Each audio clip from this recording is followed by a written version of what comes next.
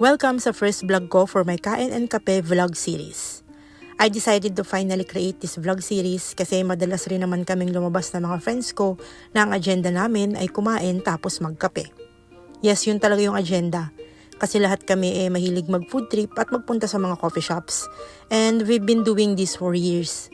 Kaya naisip ko na i-document na rin. For this first vlog, sa Makati ang punta ko nito. At hindi ko alam kung bakit every time na Makati ang destination ko ay madalas na umuulan talaga.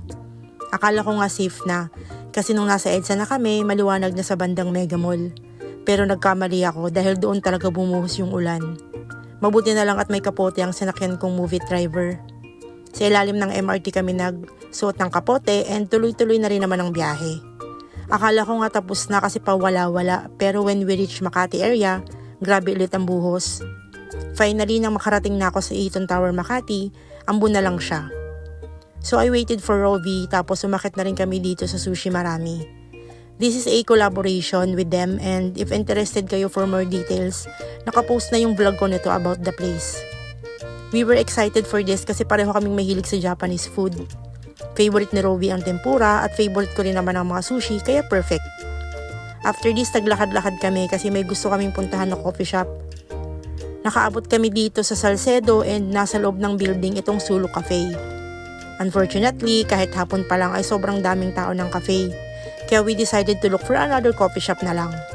We found another one on Google Maps kaya naglakad-lakad kami ulit papunta Rufino Street. But we found out na medyo pricey ang drinks and food doon. So lakad na naman kami nito until makaabot kami sa Legazpi. And we went to Bad Coffee. The place is nice, minimalist ang atake, at okay rin ang food and drink selection.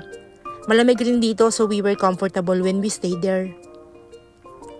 After nyan, that was the time na pumunta na kami ng McDo para sana bumili ng buy one take one apple pie nila.